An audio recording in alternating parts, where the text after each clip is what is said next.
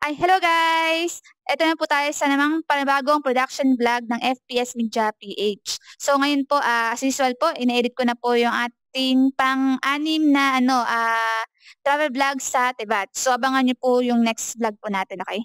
So, siya nga pala, meron po tayong additional artwork na nakapaskil sa ating likuran. So, pakita ko po sa inyo ngayon. Sige, tara, punta na po tayo doon.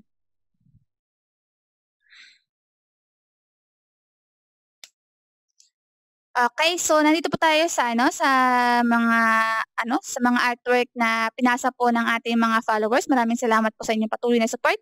So check lang po tayo.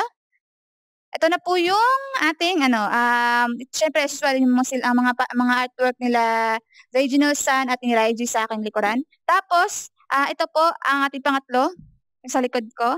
Ito po ay pasa po ni Kaylee. So maraming salamat Kaylee. Ayan 'to.